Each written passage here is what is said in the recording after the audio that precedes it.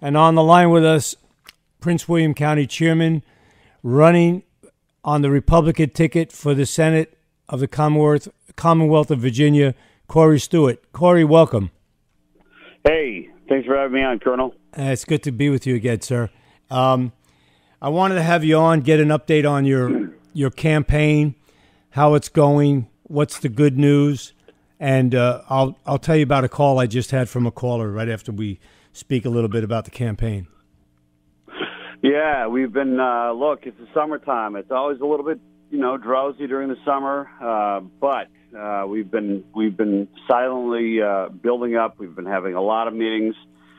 Things are coming together for this campaign. Of course, we got the support of the president, and people are going to be very, very surprised, I think, when they realize just how much strength we're going to emerge with come this fall as we take out Tim Kaine, who's been absolutely useless, just a completely useless representative for the Commonwealth. Well, I think, I had a caller on, Barry Moore from Haley's Buick GMC down in Richmond. He's an old friend of the show, and he called up about uniting this party in the Commonwealth of Virginia to support Corey Stewart, and we had a long conversation. And I don't know how anyone, Corey, can say they're for Trump policies or for making America great again and somehow or another support Tim Kaine. And I mean support Tim Kaine as a Republican by saying, well, I'm going to be on the sidelines, or I'm not going to support, or I'm not going to vote for Corey Stewart. That's total idiotic, in our opinion. But there are people within the Republican Party, a couple here or there, within the state, and there's a constant harangue, let's say, about Corey Stewart. I know Corey Stewart since 2004. You were a longtime friend. You were a customer at my business that I had in your county, and you didn't change. I mean, you were on the Trump train in the beginning. You were all about illegal immigration before Trump was ever thought about. I mean, that's back in, 05 or 07.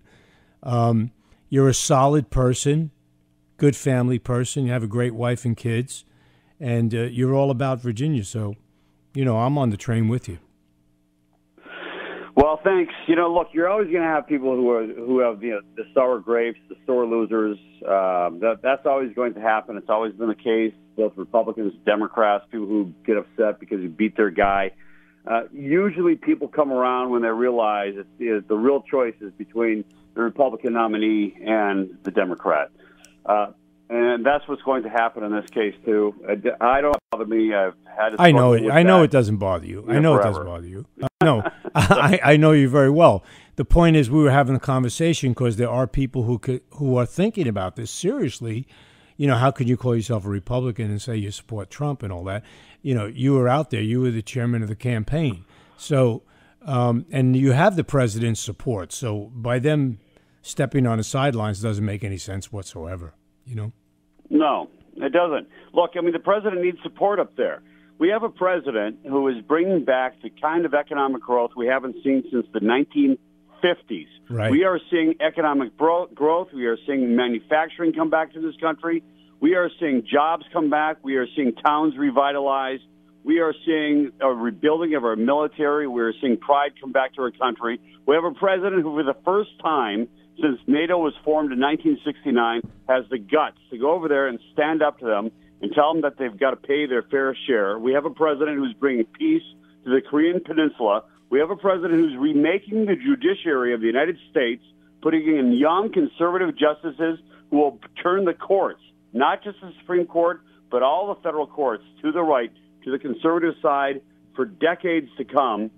And what we need to do is get behind him, put in a United States senator who will support him, and not somebody like Tim Kaine, who every single day wakes up with ways.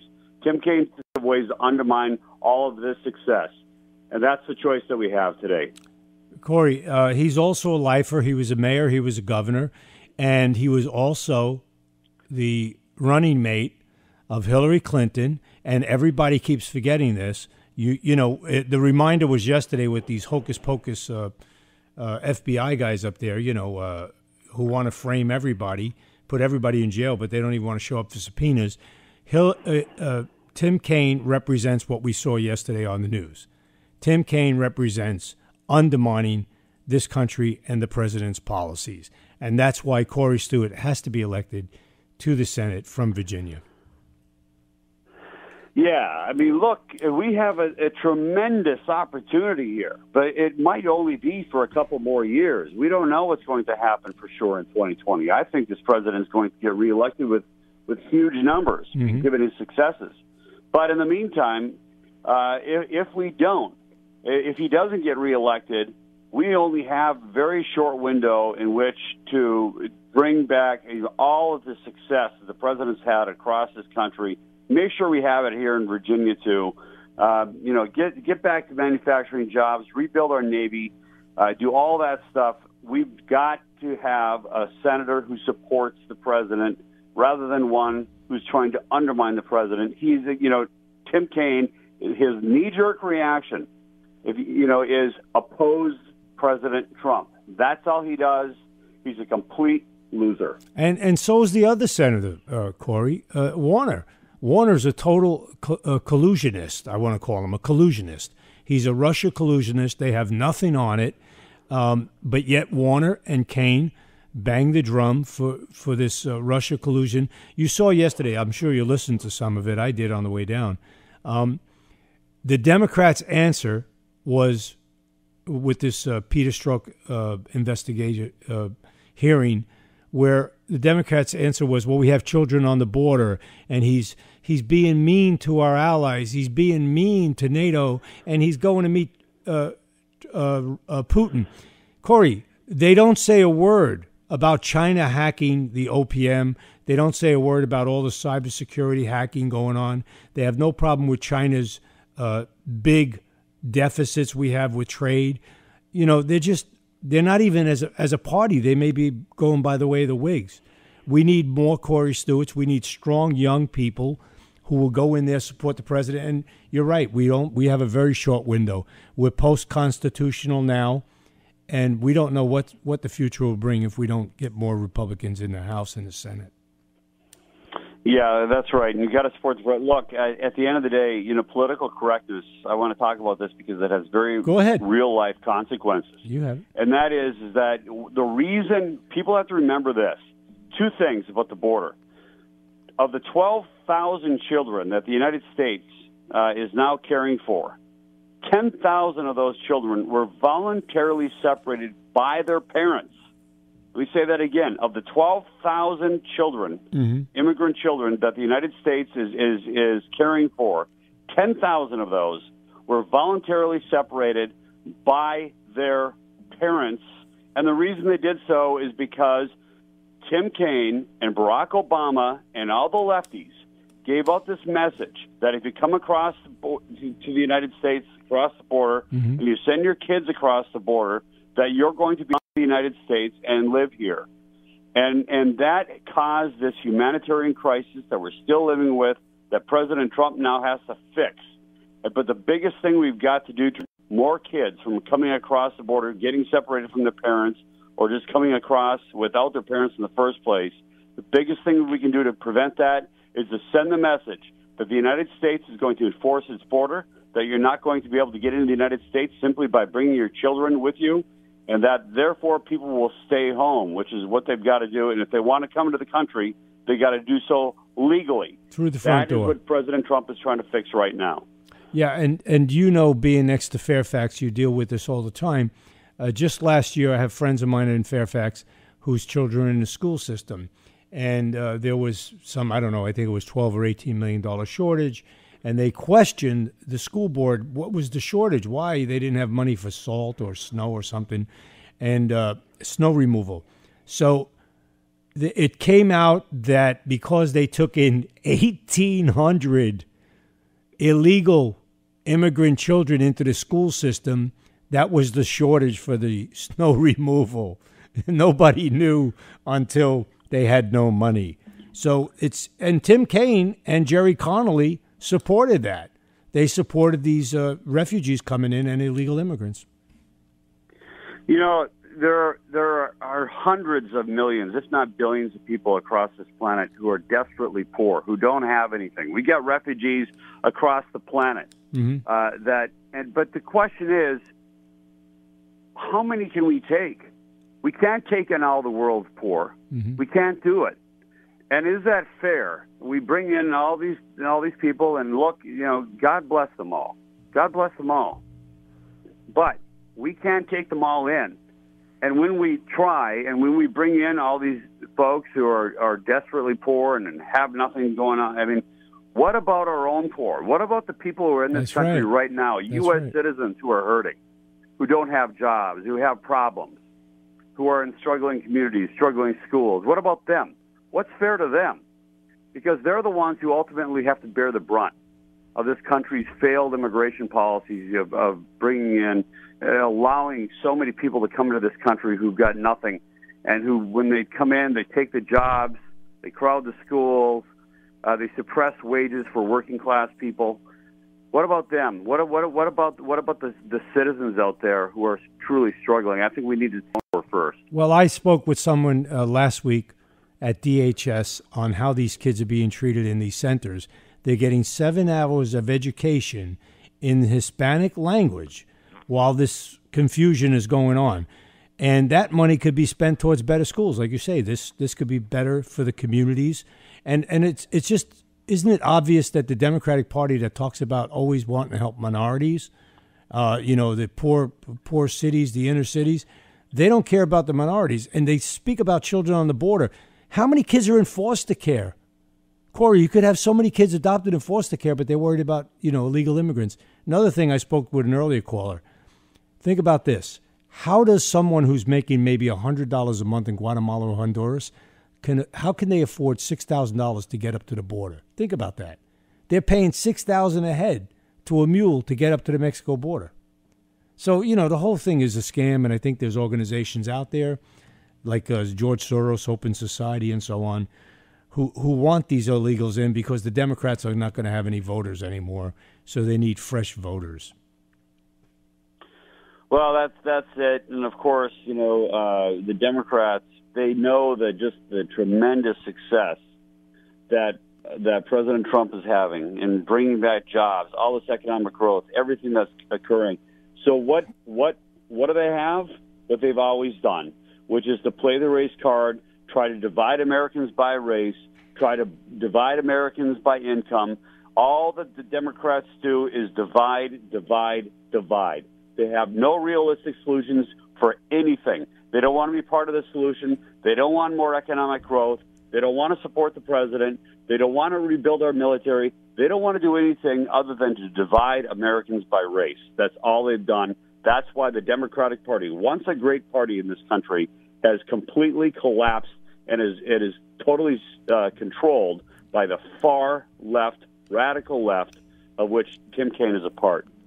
Well, I think blue collar is walking away in large quantity. They're walking away from the Democrat Party. The working people are seeing money on the table. They're seeing extra money on the table. Housing market's good. Auto market is good. Hospitality is doing well. By the way, I had a conversation about hospitality last week. The Civil War trails throughout Virginia, Maryland, and West Virginia. The tourism market is up, I think, 18% this year on Civil War trails. So you were spot on not taking down monuments, not just because of heritage and history, but, let's face it, Corey, Virginia makes a ton of money off the battlefields, the tourists. And the tourists that are coming in on the bus loads are from South Asia, from Korea, and from Europe. We need to revere our history. We need to honor our history. Mm-hmm. Look, nobody's got history that's perfect. Everybody's got history. I don't care what planet you're on. I don't care what part of the planet you're on, and which state you're in. But everybody's got good history, and everybody's got some parts of their history that they would rather not talk about. But the fact remains, you can't cover it up.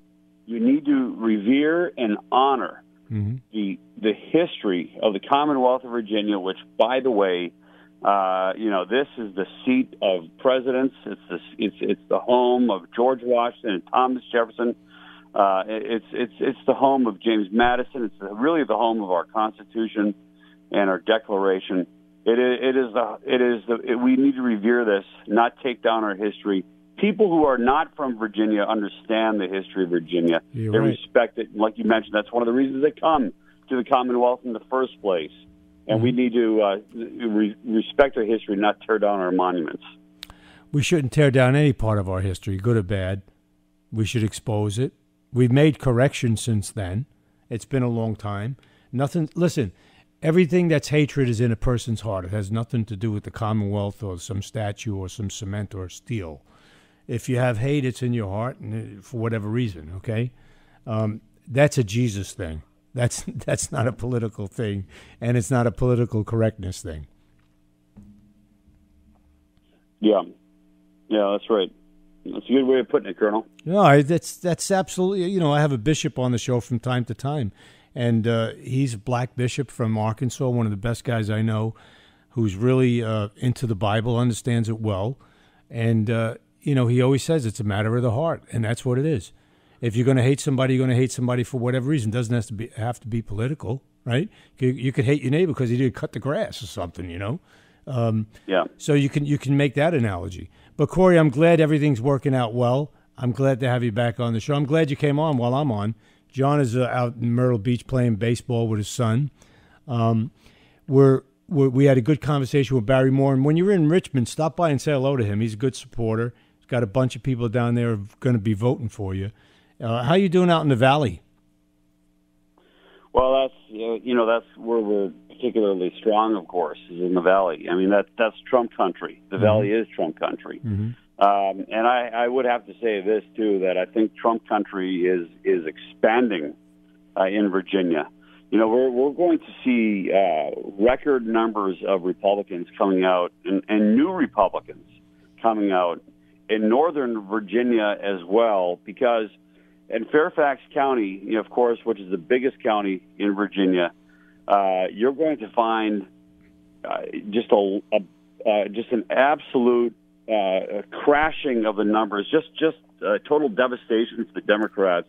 People are sick and tired of Democrats in Fairfax declaring the county as a sanctuary county, right, is being overrun by MS-13. Here you have one of the wealthiest counties in the United States who's got a bigger MS-13 gang problem than any other county in the United States. The MS-13, they're coming into the country illegally. They're being welcomed into Fairfax County. A lot of them are pretending to be younger than they are, but they're actually in their 20s. They're going into the high schools. They're kidnapping, kids, especially young girls. They're forcing them into gangs. They're doing all sorts of terrible things to them. They're murdering them.